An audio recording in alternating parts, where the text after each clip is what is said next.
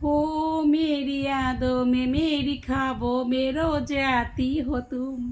Hi friend, hello friend, good evening. এখন বাজে 7:20। বেবিকে পড়তে দিয়ে এলাম জোর করে। জোর করে মানে এক প্রকারের জোর করে। কান্না করছিল, খুব কান্না করছিল। কিন্তু কান্না করলে কি হবে বলো, বাচ্চা তো কান্না করবেই। আমার মুখের স্কিনটা কিন্তু খুব সুন্দর লাগছে। শ্যাবলা আমার একটা শেষ থাকা দরকার বাবা। দিদিকে পৌঁছে দিয়ে এলাম কন্যাচাত্রীর বাস স্টপে।